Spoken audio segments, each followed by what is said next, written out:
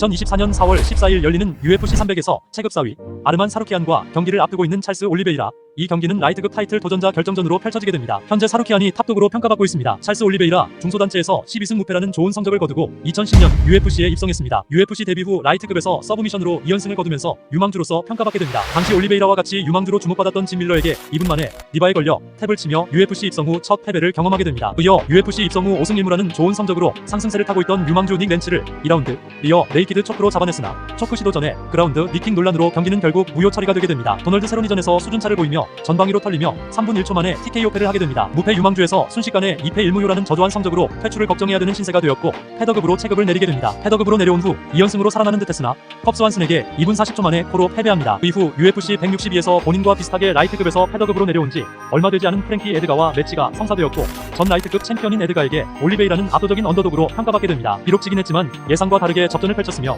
파이트 오브 나이트까지 수상하지만 2연패 수렁에 빠지게 됩니다. 그 후 각성한 올리베이라는 앤디 오글, 키오키 하츠, 제레미 스티븐스를 상대로 승리 3연승을 거두면서 UFC 패더급 랭킹 탑 10에 진입하게 됩니다. 이후 1차전 당시 반칙으로 무효 처리된 닉 렌치와 UFN 67에서 2차전을 하게 됩니다. 닉 렌치도 라이트급에서 한계를 느껴 패더급으로 체급을 내렸고 체급 하향 후 좋은 모습을 보였고 UFC 패더급 랭킹 10위 안에 진입한 상태였습니다. 1라운드는 바디니킥으로 다운시키며 KO 직전까지 몰고 간 올리베이라가 가져갔고 2라운드는 렌치의 레슬링에 고전하며 내주고 라운드 1대1 상황에서 3라운드를 확실히 따내야 돼 3라운드 초반 1차전과 달리 반칙 없이 깔끔하게 길로틴 초크로 탭을 받아내는데 성공합니다. 그리고 이어진 UFN 74에서 패더급 탑 유망주로 평가받았던 맥스 할로웨이와 5라운드 메인 이벤트 대결이 성사되었습니다. 여기서 이기면 확실히 타이틀샷에 가까워질 수 있었으나 초반 테이크다운 시도 과정에서 어깨에 부상을 당하며 허무하게 패배를 당하고 다음 경기 UFC 안파크스 21 극강의 라이트급 챔피언이었으나 3연패를 당하고 패더급으로 내려온 패티스와 경기. 그렇게 둘의 대결이 성사되었습니다. 1라운드는 패티스의 강력한 바디킥에 다운당하며 KO 직전까지 몰려 1라운드를 내주고 2라운드에 살아난 올리베이라가 패티스를 그라운드로 끌고 가 100까지 잡으며 올리베이라가 2라운드를 가져갑니다. 3라운드 초반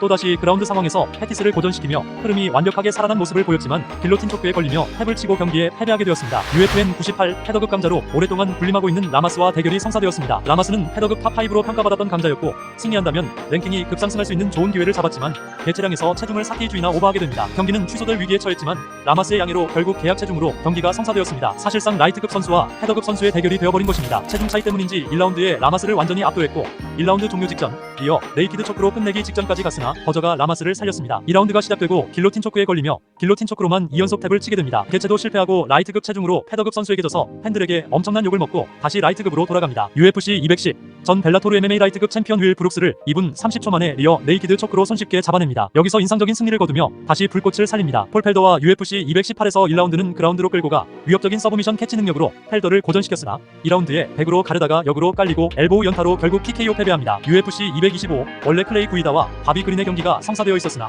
바비 그린이 아웃되며 찰스 올리베이라가 대타로 들어가게 됩니다. 그리고 클레이 구이다에게 2분 18초 만에 손쉽게 길로틴 초크로 승리를 거두었습니다. 짐 밀러 2차전은 UFC 안파크스 31에서 치르게 됩니다. 과거에 서브미션으로 첫 패배를 안겼던 짐 밀러와 8년 만의 재대결. 과거에는 둘 다 주목받는 유망주였지만 이제는 시간이 지나 경험 많은 베테랑이 되어 만났습니다. 팽팽할 거라는 예상과 다르게 1분 15초 만에 리어 네이키드 초크로 탭을 받아내며 손쉽게 리벤지에 성공했습니다. 닉 렌치와 3차전 격투 팬들 사이에서는 이미 끝이 났고 입지도 차이가 나는데 왜 또 붙는지 이해가 되지 않는다는 반응을 보였지만 UFN 152에서 결국 둘이 붙었는데 1라운드는 타격과 그라운드 전체적으로 올리베이라가 압도.